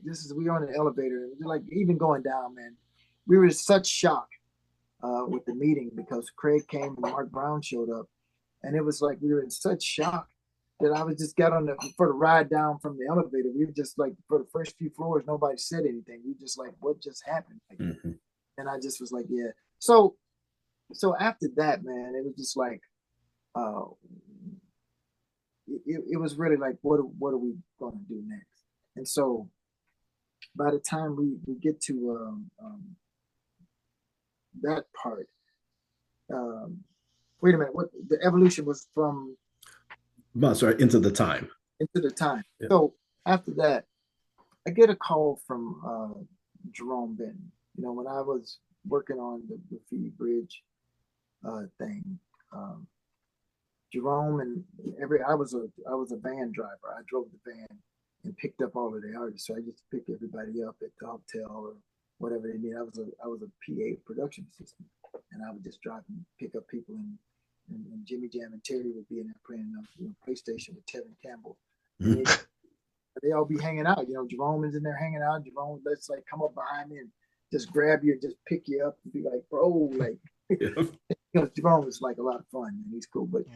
Jerome had asked me about, they were going, the Time was doing some dates, but Jimmy and Terry were like starting to work on Janet, man, and they didn't have to like really go on this tour. And so they had to bow out. They were like, man, we did some of the dates. They did, I think, some London dates, Hmm. and they did some with that whole Pandemonium record. Yep. Yeah. The So, SNL performance yeah. and some So they, Arsenio. so yeah, they did a couple of things, but they were like, man, it's getting busy, man. Like we can't really go out and do all these dates. So there were some Japan dates coming up, and they got myself, Bobby Gonzalez on Mm-hmm. guitar, Guitar, Bobby right? G. Yeah. Yep. Right. and DOA, Derek Allen from Janet Jackson, Chucky Booker from all. Yeah. Right. They were the bass. We replaced Jimmy Jam Terry and Jesse Johnson. Mm-hmm. And so Jerome was the one behind that, man, and got me into that situation where it was like that really after the Maserati collapse. That was like from the outhouse to the White House, man. It just was like it was bananas. Yeah. And so we Yeah. had a few like 3 weeks worth of rehearsal, and got ready for those Time shows, man. It was, bro, it was amazing. I hated Jelly Bean Johnson doing the rehearsal because Jelly Bean used to beat up on me so furiously. I just wanted like to plot his assassination. Jelly Bean is one of my favorite cats in the game because Yeah. he is the one single-handedly that set me up for what I was going to be dealing with Prince. And I owe Jelly Bean a great deal of my career, because had I not had that pummeling that I got from him, there's no way I could have sustained what I got with Prince, man. Jelly was the, and you know, he would just say his famous line I always say to this day. When anything come up, I say it's rock and roll, baby. Right. That's Jelly Bean, right? My favorite thing that he says to us, because he's like we call him Uncle Bean. Yeah. Kurt, I tell you, man, stepping on some bullshit. Don't step on some bullshit, man. Don't step on bullshit, man. That's him, man. He's great. He keeps it. He doesn't keep it 100. He keeps it $150. Yeah. He is as real as you get. He's real, man. And like I said, he was one of the greatest MDs because, you know, I couldn't slack. It's like, you know, I've already had enough with the parts to learn. I had to learn my part. I had to learn the vocal parts, how to sing it. And I had to learn the choreography. I had to dance. I had to do all of this stuff that, you know, and it was hell on wheels, man. But he was like, oh, come on, man. Come on. You got to use both of them hands. Still got to hit the moves. And he was, he just relentless, man. I mean, and it was just like, some days I just wanted to choke him, man. But he'd beat my ass because he's way bigger than me. I couldn't whoop him. But man, he really, and I can't thank, and I got a lot of people like this, man, but I can't thank Jelly Bean enough, because that was the really lesson that I needed for Prince. And that set me up for what I was going to be dealing with. I got a really good taste of what that life was going to be like. And that's because of Jelly Bean, man. And I love Bean for that, man. That's great. That is great. I just saw him 2 months ago. And Kurt and I saw him at a little club, Shaw's, out in Minnesota. Shaw's Bar and Grill. Yeah, we were there last year, and he was playing guitar, hanging out. So sitting in with the house band. Yep. Yeah, that's what I love about Minneapolis, man. Is like you got legends like, you know, you got Michael Bland and Sonny T, and Jelly Bean and Matt Fink. All them cats are just like in the city, man, just chilling, doing stuff in the city. And so that's amazing to me, man. It's like I just got the Justice League walking around like everybody from like all of the Gotham City, Center City, like all of these places right there, you know. Metropolis is all right there in Minneapolis. Just chilling around, playing on at bunkers and all of these places, like, you know, just chilling, man. And so that was great, man. And it still stands like as a great thing about Minneapolis. That type of environment, wonderful. Yeah. So, Morris, I had seen you, I don't know how many times live with Prince, over the years, more than a dozen times. And obviously, you know, your playing is well documented, legendary, so to speak. But can you talk about your production work and what that means to you when you're producing, particularly like even when like you were doing the Welcome to America sessions? Can you talk about that skill set? Yeah, man. Well, mostly that skill. Look, Mark Brown was the genesis of, like, you know, we had done things with my band, like even, you know, when we would save up money. You know, back in the day, nobody had home studios, man. Nobody had that. There was no laptops and stuff like that available for production. You had to save up your money and go to a recording studio, and then you had to like try to squeeze as much as you can get in the time allotted. And you had your window, and you had to do everything in that window. And whatever you didn't get done, didn't get done, right? You know, do you get some more money? And so Mark was really the inspiration to me, like that's why I wanted to get into production. It's like, you know, we were kind of right when he was a fantastic producer, and that was really the stimulus for me. It's like making songs and producing songs. Like you can wow, you know. And so then with the advent of like 4 tracks and 2-track recorders and 4-track recorders. Because what I used to do with my little cassette machine, I got a dual cassette machine when they came out. And before you just had to have 2. But when they did the dual thing, I was like, oh yeah, so I can like bounce stuff. And, you know, I would do the whole 2-track with the thing and just bounce, you know, you don't have any forgiveness. Like Fostex. Yeah. And so when I got Mark's level, it was like, oh my God, I got to do this, you know. And so production became very, something I was very interested in, like knowing how it works. And that's why I would just work at Mark's for free. Like Mark was like really awesome at like letting us come and hang and teaching us stuff and letting us see stuff. And Mark was a very good engineer. Like he was very technically savvy, you know. And so I just wanted to know all of that, man. So I just immersed myself in that. I was a geek anyway. So I just said, I love this electronics and I love this whole thing. And that was the thing for me. So by the time I get to like really, um, writing and trying to produce, with Greg Sane and I, we had a little company called Dark Side Productions, and we would do our little 4-track. And we would, people around town would pay us, $100 or whatever it was to like kind of produce their demos. We do like 4-track and stuff like this. And I ended up working with some people who ended up going on being big, Smokey Norfolk, and I did the same thing with Tamar and Rash Davis. Seen her. I met her cousin gave me some tapes while I was on Radio City in New York, and she was down on the street, and I would get all of these tapes on every tour. Like people would have tapes and all of these things. And so what I would do is after I got off tour, I told them, I said, look, what I do is when I get off the road, I go home, and, we're out 3-4 months at a time or whatever. I go home, get myself settled, and I take all of these tapes and I just get in my chair like this, put all the tapes in the machine, and then I listen to everything. And I told them, I said, if it's okay, I'll call you. If it's garbage, it's going to file 13. You won't hear from me. I just was honest. I said, if it's boo-boo, then it's got to go. Yeah. And those were some gems. Smokey, some people told me about him, and Ashley was, Tamar was like, I heard it, and it was just like a gold in the middle of a mountain of dirt. It was just like incredible. And I called the number and told him I got this kid's stuff. And what's so funny about this is odd you even asked me about it, because I just like Smokey's and her stuff, and there's like a bunch of stuff that was in my machine from back in the day like that, man.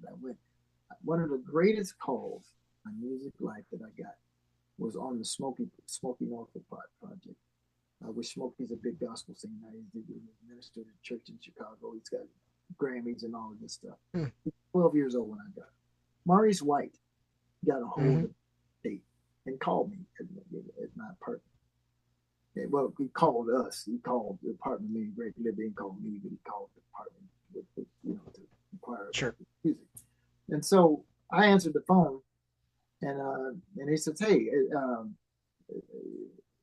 this Morris?" And I'm like, yeah, like it's like, yeah, who's this? He says, Maurice White. And I'm like, no, for real. Like, who is this? Like, for real.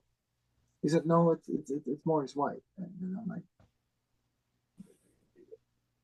like what? Because me and Greg on the record. On the demo. Yeah. And he asked me about this music. He says, hey man, because I'm dead now. Because I knew I had briefly worked with Maurice's brother when I lived in Chicago, Ron, and I met Freddie when he was at his dad's house. I was at Maurice's dad's house, and so I had met some of them during the time. And so I was like, wow, man, Maurice is on the phone. So he says, I got this demo of this kid, Smokey. And he says, I like him. I want to sign him to Sagifier. I want to sign him to my production and all this stuff that you guys, whatever we produce the stuff that you got. And I said, yeah. And he said, by the way, who did the saxophone on this one song? And I said, oh, that's me. My Roland sampler has a saxophone patch in it, and I just played the saxophone. He says, hey man, let me tell you something. Nobody fools me with a fake horn sample. He said that is the best horn with a keyboard I've ever heard. He says, and he said, what makes it great, since you tell me you played it. He said most guys most keyboard players, when they play a horn patch, they play it as like a keyboard player, because they play it out of the range of the saxophone, and they don't articulate it like a horn player would play it. And my thing was, I'm not super great, so I just wanted to make it as simple as possible, and realistic in the simplicity, rather than to try to be like, I'm not freaking, David Sanborn, so I'm not like do all of this stuff, And so I was like, for Maurice White to say, nobody tricks me with a horn sample, that to me translated in the only one that would come close to to that that would actually be more superior to that to me was when I was working on Welcome to America, and that's what brings me to this. Was when Prince asked me to come over for that because I had produced on stuff. He let Kurt do some stuff, Barbarella do some stuff. Like he just leave us to do what we do. And but on Welcome to, he just had me. He said, "Can you like come by the studio?" And I hopped in my car, and went over. When I got there, he was sitting in the parking lot in his car, and I just hopped in the car with him. He played me the whole record while we just sat there. We just talked about it. And then when we got to certain songs, I was like, "Oh my God, Prince!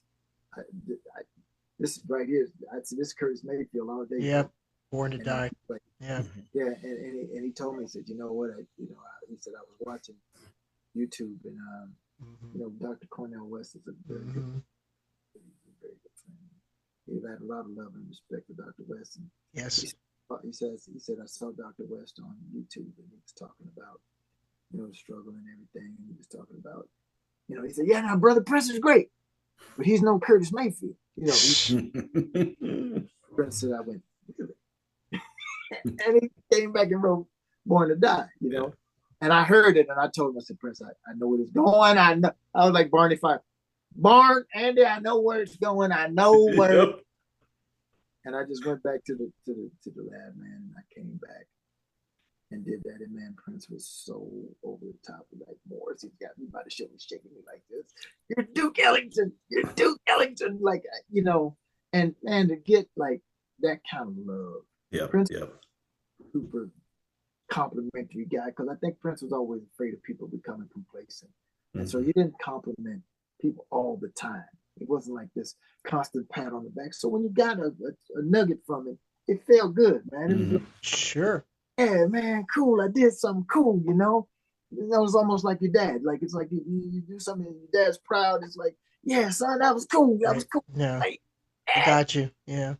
Like that, And so when he did that, it was like that was like those two things, Maurice White and Prince, was like two of the greatest compliments in my musical career. For them to say what they said. Well, let me say, and thank you for sharing all that. My God, I'm just sitting here going, we've had a hell of a day, haven't we, Jay? Listening to all these nuggets between you and Simon Phillips, we had on our earlier recording, and all these names you're just putting out there in the ether.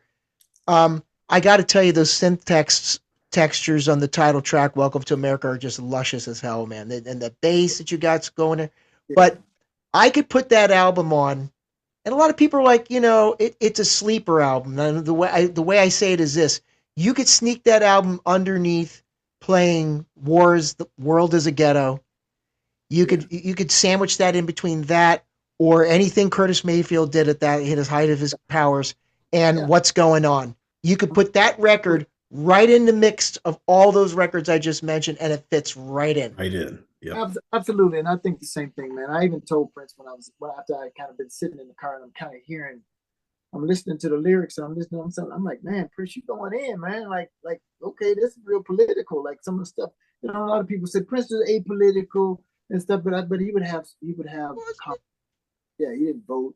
It was against this whole thing with Joe Witness vote, but Prince was very vocal on certain aspects of politics and like sure, like some was on that title track.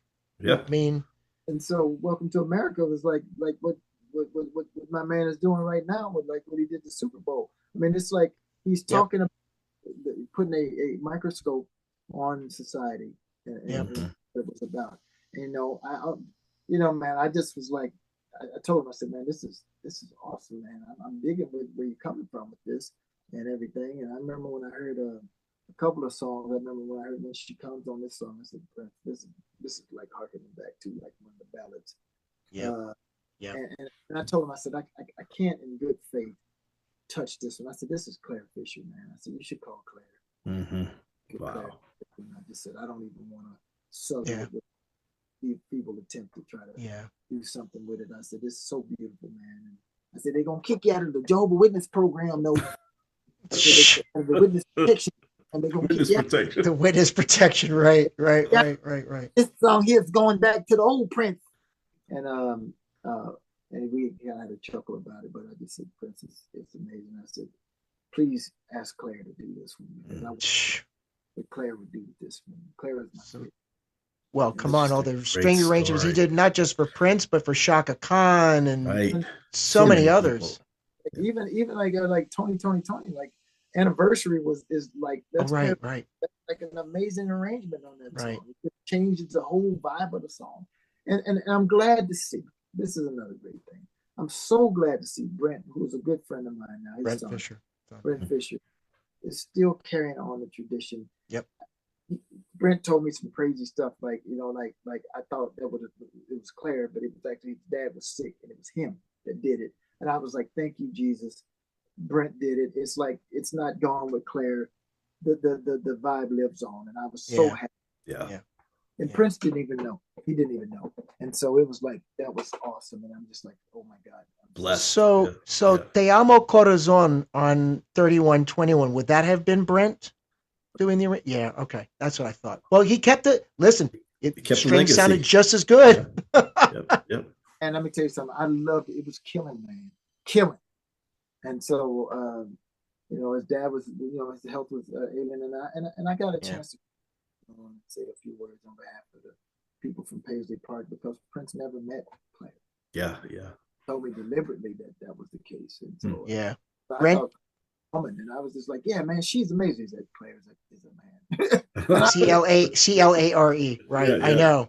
I was, okay. And he was like, because I said, he says, what the thing with Claire, he said, it's like what Claire does is exactly the way I see it in my head. And he said, people that when they meet me, sometimes they do not like me, and I didn't want to ruin it. And so he said, when I was at the Grammys or whatever, he said, I saw that I was sitting next to him, and I said, oh no, somebody's got to fix this. You got to move him. The night that he played with Beyonce at the Grammys, I think Brent Fisher tells the story about how they nearly met. They were steps away from each other, and he just was adamant about it. And I was just like, really, Prince? Like, he said it's so perfect. He said, didn't want to mess up the mojo. Yeah, the vibe, right? I don't want to mess it up because he meet me and maybe think I'm a butthole, and it's like not even work for. And so it was just like I was like, wow, man, it's heavy, man, but it worked. That relationship worked. Yeah. Claire was one of the best parts. Like some of the people, the ancillary people that work with, just just as much a part of the band as any of us, know, in that regard. And so, I think that's great, man. And I just these rock and roll stories are just always intriguing. Oh, well, I have a rock and roll question for you, and I'm sorry if I interrupt you there. We would be remiss if we did not ask you about performing on the Super Bowl. Speaking of Super Bowls, because I mean, I think anybody who is even the most casual fan of Prince, does that actually exist? I guess it does. That, that is arguable. That is the best Super Bowl halftime performance. His microphone was on, as he was frequently want to say, and you guys were playing your asses off. Now, thank God you didn't have to dance in 5-inch heels in the rain, but you had your own set of shit going on. Ooh, I almost bought it though, man. I got a little happy.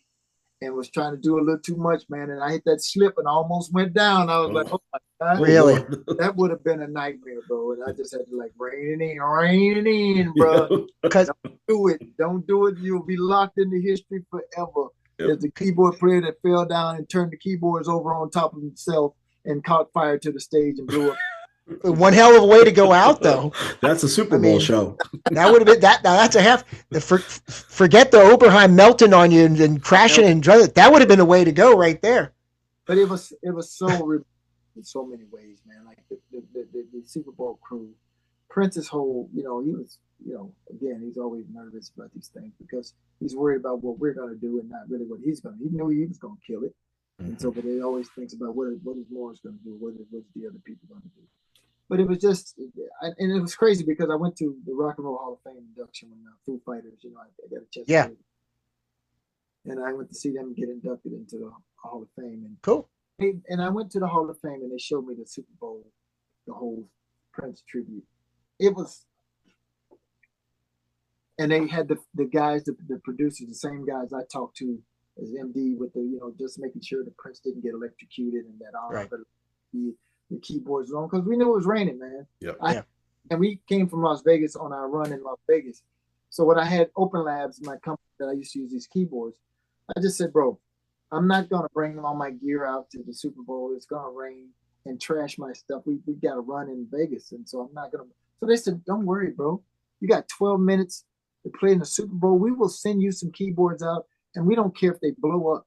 It's like that's the best 12 minutes we will ever get for advertising." Right. Right. They're making millions of right. They're like, "Bro, say no mas. We'll have you some units." They just sent me a couple of units. We got them set up and got them going. And it said, yeah, and that lasts as long as until you turn them off. And then when the rain gets in them and the water on the circuit boards and everything, then it'll go to hell. But for the show, they stayed on. Everything, all of the gears, everything was cool. Yes. And so, yeah, they didn't nothing blow up. And then once they trashed them, they ended up doing a thing with Make-A-Wish. And then, yeah. And then auction them off for Make-A-Wish. And so it was a win for everybody, man. And it was wonderful. And then I just said, please.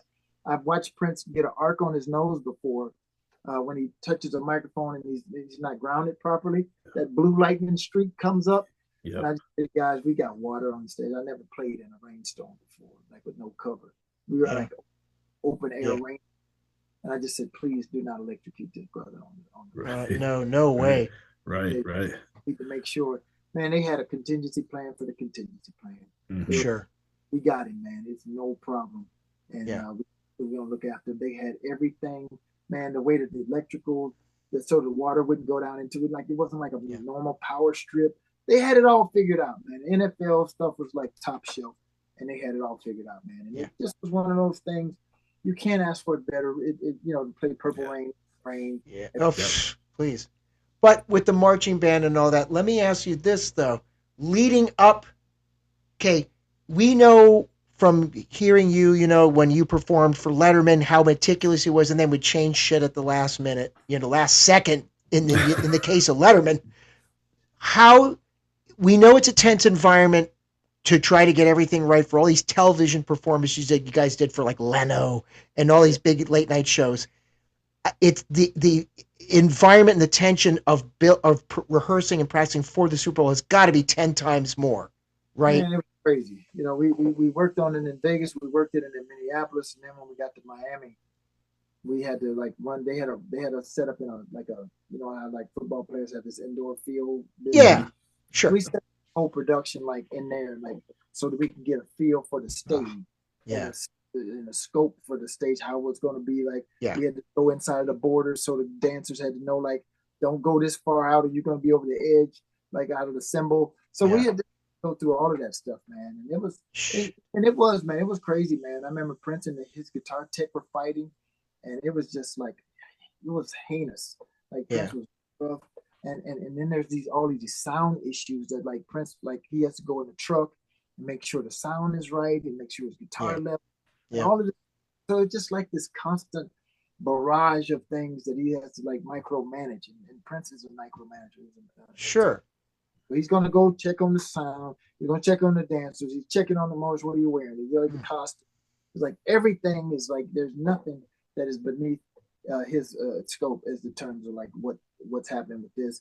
And bro, the whole marching band thing was a shock even to me. I was like, who are all these people?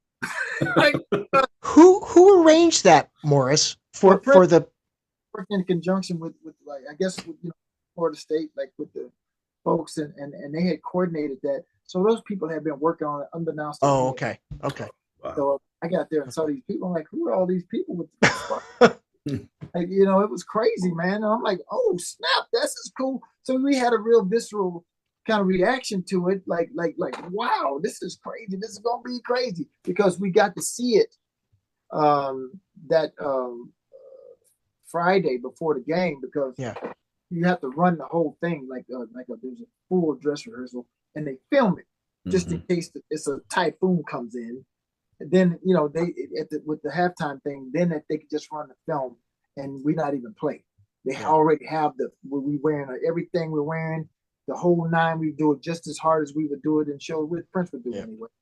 Yeah. And then the crowd would see the jumbotrons. They would see all of the stuff on there and all of the screens. And the people at home, they would superimpose us on the thing, just like the lightning bolts that came down. Yep. Yeah. They would superimpose all of that, and it would look like we were playing in the stadium.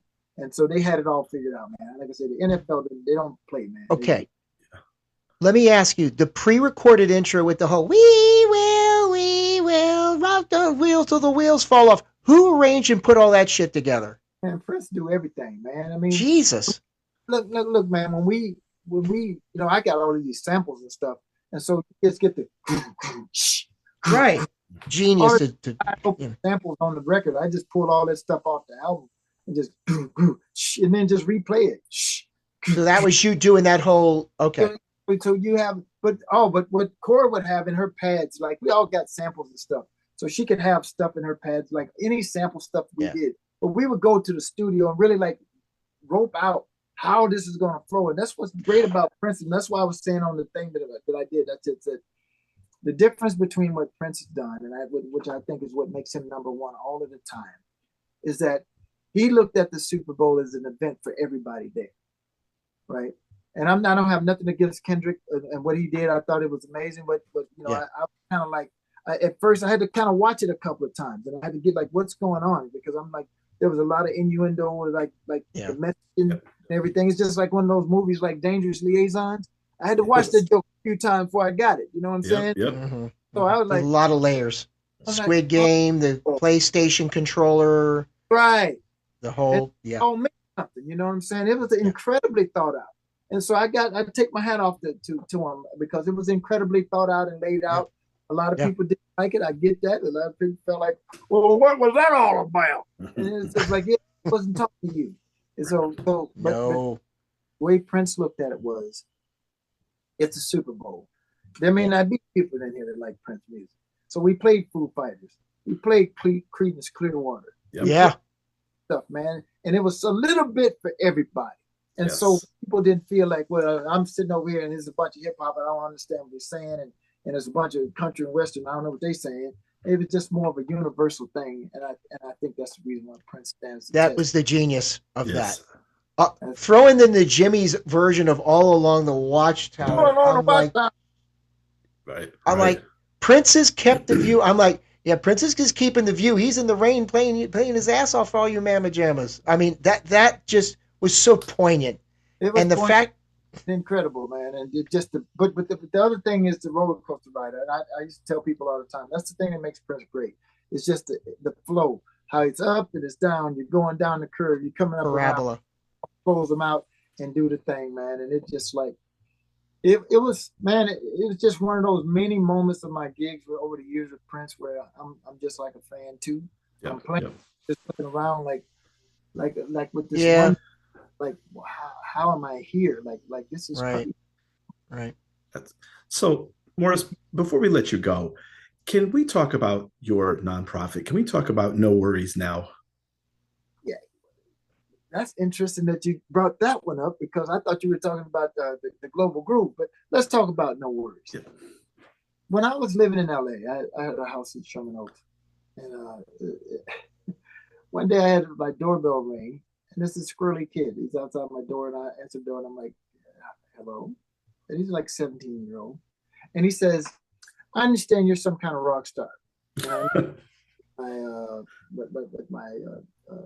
event here. And I'm like, okay. And he says, your wife's mom is my mom's friend. Margaret's is your friend. I said, oh, okay. And he says, I live down the street. You live down the street from me. So I said, okay. And he told me his name is Freddie. So I said, well, come down to my studio and let's talk. So we go down to the studio, and he tells me that, you know, this thing about he's when he was 16 or so, 15 or 16, his best friend was Sherry, and she had osteosarcoma, and she died of osteosarcoma, and so what he does, and she never made it to prom, I think, so what he decided to do was this thing where every year, where any kid suffering from this disease, he would do a dance in a prom. No matter what age you were, if you had this disease, if you were able to come, they would have a prom, and all of these kids could come. So he asked me. He says, "I want you to help me, like, make it bigger. I want to do these things." And so I'm thinking, like, okay, because what do you need? You either need money or you need something in order to help this thing. grow. And I said, okay, Freddie. And he showed me the little clips on the news. He was on like the local news in LA. And so I said, okay, Freddie. I said, let me think about it. I have a think, and then I'll circle back around to you. And I had a bunch of stuff. I'm like getting ready to do like 3 days on Jay Leno. So I go. We got Freddie on the harmonica players playing with us.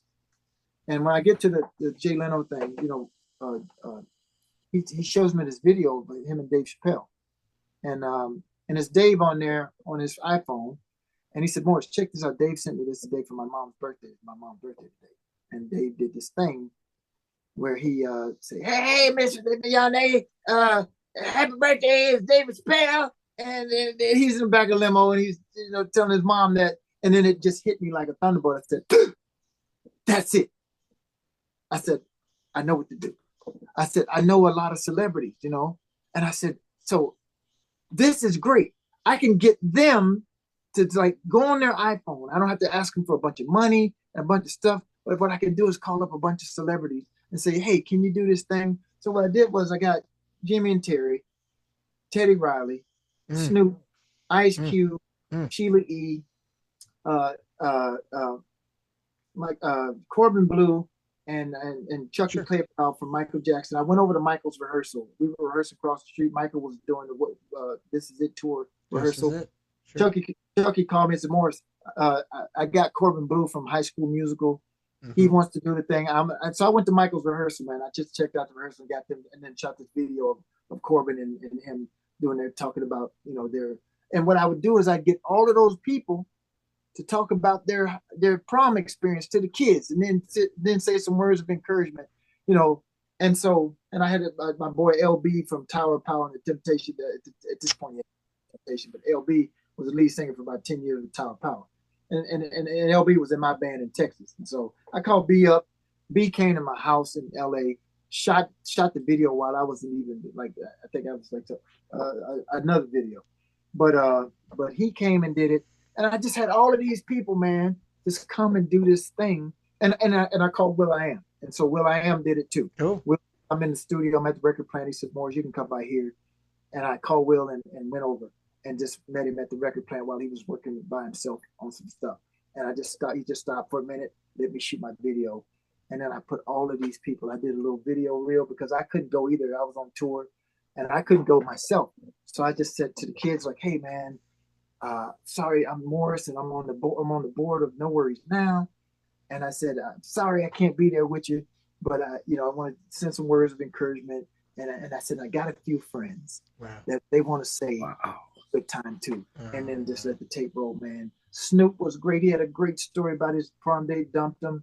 Ice Cube was, and he said, my game's tight, so I got to, I found another girl, my auntie.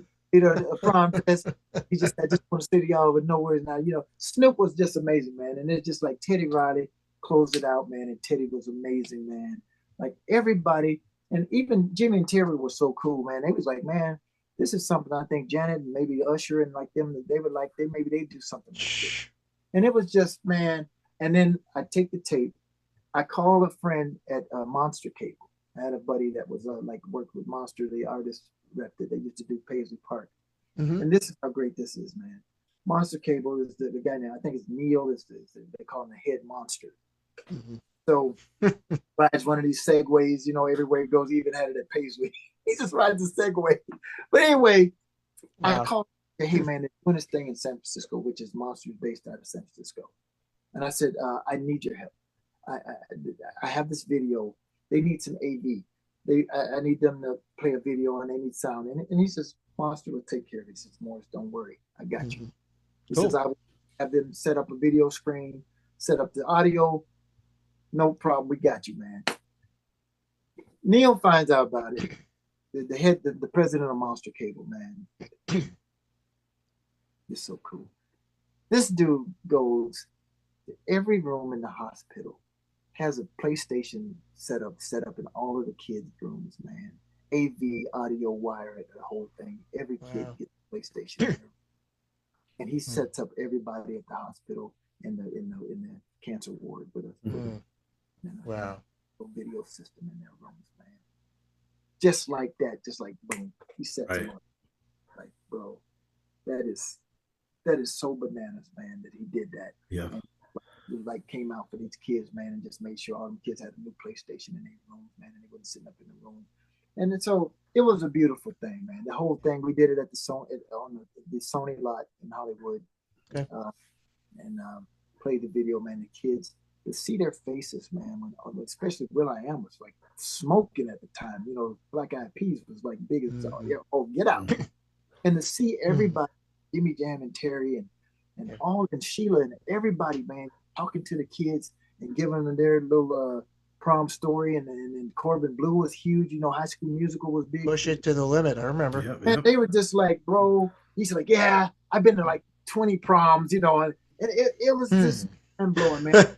So honored to be a part of it that I could even do that. And it was Fred Yane, man, that was able to show me that video with Dave Chappelle, man. And Dave is a friend, and you know, like from our early days, and just to see that was the inspiration of it, man. Oh, and a girl from my friend from Access Hollywood, she was on there. It was. I even asked Jay Leno. I went, you know, when I talked to Jay briefly, and Billy Crystal was there that night. And I love Billy Crystal, man. Oh, dude, I do too, man. Soap days, you know what I'm saying? You're boy, that was just a deep cut. You just went there, man. Yep. Nothing, bro. I ain't 62 for nothing. Right. But you don't look it either, man. Let me tell you. I know what they say. I'm not going to say it, but you know that's. You ain't been to talk about what don't crack, do you? Yeah, maybe. Don't worry, he says it to me on the regular. Oh, believe me. Thing is, man, Jay was super cool. He said, man, I think it's a great idea. I would love it. He said, the only thing is, anything I do here with regard to the Tonight Show has to go through NBC Universal. And I was just shooting stuff like I just would shoot it, you know. And he says I have to go through protocol with like if you want to do that. And it was like a whole lot of red tape to go through, but I was like so grateful that Jay was even like, he said, I think it's great. He said, but I can't just shoot it. I have to do the whole thing with NBC Universal. Anything I do on here, you have to go. Yeah. So I'm like, all good. You know, same with Billy Crystal, like that whole thing. And it was so great. And that was my contribution for the kids and everything, man. So I loved it, man. And Freddie was he was featured on CNN Heroes because of it.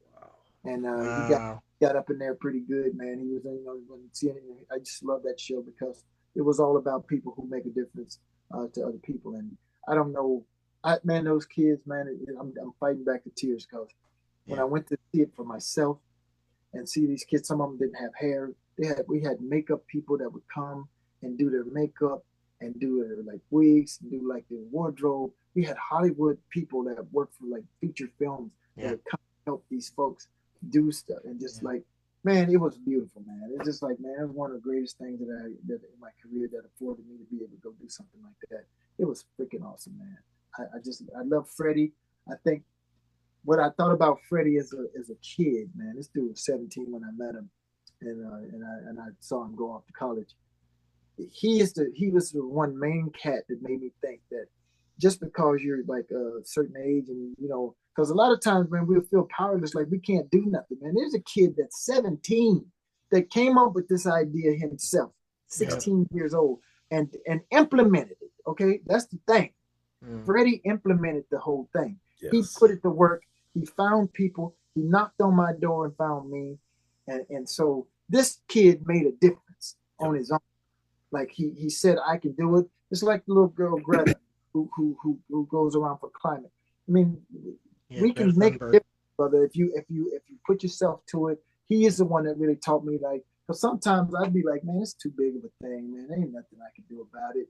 And he was the antithesis of that. He was like, no, you can absolutely do something about it. Yeah. One person can make a difference. And Freddie was that person to me. Well, if we want to put a link for any or all those causes or anything else you want more stuff, let me know. Global Groove. The Global Groove, man, is my next thing. I'm working with a wonderful person, a longtime friend of mine, Zoe Ryan, and you know, and I got a couple of things, man. I'm looking at maybe doing some dates with like me and Kip Blackshire, just like, you know, and Kenzie and some of my guys, just some piano mic type of stuff. just doing some cool stuff, man. Just like tell my story and play some music. You know what I mean? Come to City Winery. Come to City Winery. Holler at your boy now. Come to City Winery. City Winery, you know, Sheila came through town a year or so ago. Yeah. City Winery is a perfect circuit in Boston, New York, Philly's got one downtown. That's what I want to do, man, and just tell my story, man. I've been an incredibly blessed guy, man, and I thank you guys for even like, cause man, I'm windy, man. I talk too much, and my manager like, Morris, God dang it, man, you gotta let these get a question. No, you're all this is what we live for. You are the story. Look, the cross section of your life from '88 to what is it, 2012, 13? You stopped the 21 years. The stuff that you've seen, and then the stuff that you carry on. Yeah. Okay, you're a torchbearer. Right. Okay, so thanks, man, and it's incredible, and you know, I'm thinking about writing a book, even like please. Every time that I think about some of the people that I met, it's crazy, man. I met all of these people over the years. Yep. And whenever I see somebody either on television, yeah, or if I see them on television, or I see them, you know, out somewhere, I'll go, oh, I know them, and I have a story. And then, so I have this book that I was going to do called Mr. Hayes Among the Stars. You know, it's just like a kind of, I'm out stargazing, but it's like about 250, almost 300 celebrities that I've met. That I have a small, like Tom Cruise, and anybody like that I had an interaction with, and I always would do something funny. Like, you know, I met like a lot of the comedians. I would like Cedric and sure, and, you know, and Bernie Mac and all of these guys. Because Prince loved comedians. He loved. Yeah. He was a comedian himself. Yeah, he was a funny guy himself, and we hung around supermodels. We hung around like all of these different folks in all walks of life. And so, you know, sports cats. You know, we like sports people. And so I just got all these stories, you know, by Shaq. When I shook Shaq's hand, my freaking hand just went inside his hand like a puppy ball. Like, this dude's hand is a ham sandwich, you know. So my hand just went in there like a puppy, you know. Right. 5, and he made me look like a freaking. So Prince looked like just a dot next to his. Yeah. So it just was. I was very fortunate, man, and I had so many experiences, man, and it's great. And hopefully what I'll be able to do is just share some of these funny stories. Like I said, there's nothing like salacious and nothing that you know, have some of those, it'll never see the light of day. Right. About that. I mean, all I am is about the good experiences around Prince and the benefit of being with somebody like that, and some of the wonderful things that I was able to do as a result of that connection with him. And that's what I'm about, man. I mean, all of that other stuff, everybody else can talk about the salacious stuff and anything like that. I don't know nothing about none of the drug stuff. I don't know nothing about none of that. I didn't never see nothing. Yeah. So we weren't going to ask, and we weren't going to ask you out of respect to your. That I get all kind of questions. You know, I was ready for the folks at 60 Minutes. I was like, come on, let's do it. I'm bringing the heat. I bet you won't ask me nothing else when I get through. So I'm like, because I don't know nothing about that. I didn't never see Prince do that. You know, so I don't know nothing about it. So I talk about what I know. Yeah. Oh, we'll talk off the air because I have my theories on that. We had an episode about the cancellation and we're the documentary. The word that we weren't going to bring that, and we were not going to bring that up with you. That's all good. I just talk, man. And so, you know, my thing is, like I said, it was all an experience, and I got love in it. And in the times when I did think like something's weird, what I would do rather than talk to somebody else, I went to the man and I talked to Prince about it.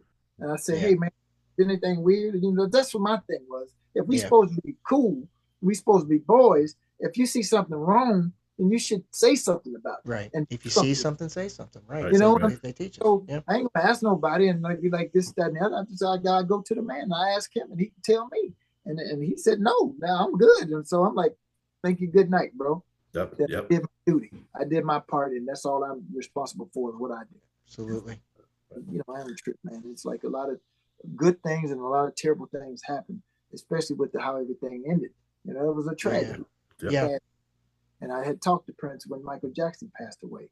And I told him, but Prince didn't like to wear seatbelts, man. And I just told him, I said, Prince, put your seatbelt on, man. He said, well, I'll put it on since you drive it.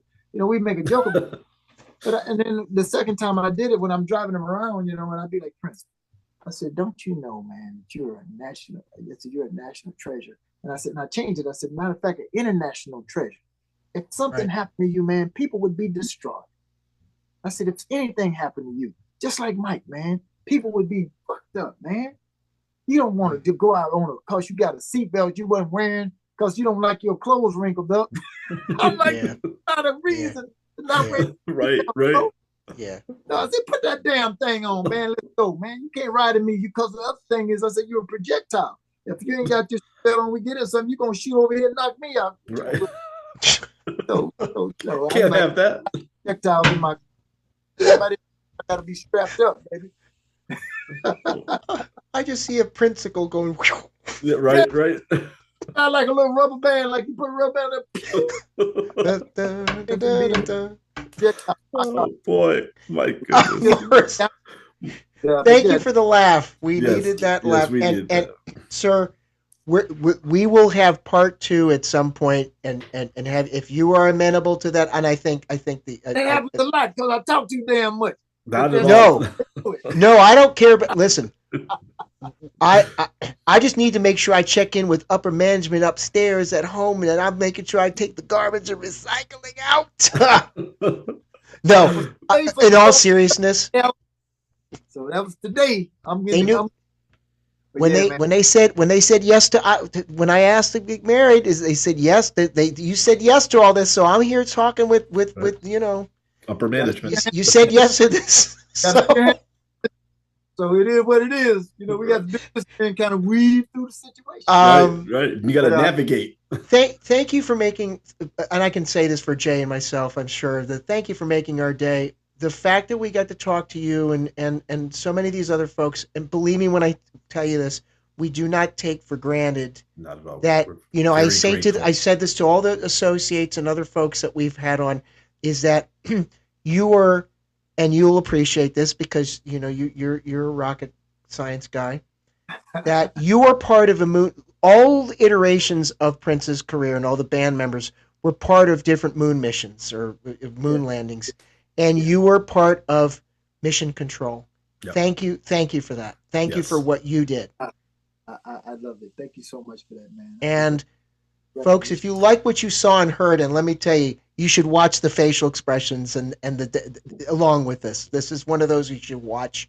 If you're watching us on YouTube and listening, please hit like and subscribe. If you're listening to any of our streaming formats, Expanding by the Day, Apple Music, Spotify, what have you, and this guy below us is literally a Spotify playlist from the mother planet, all the artists that he's played with. Please, any of the links that we have up for Morris, please pay attention to what the man is doing, and hopefully we'll get to see and hear from you live in the not-too-distant future.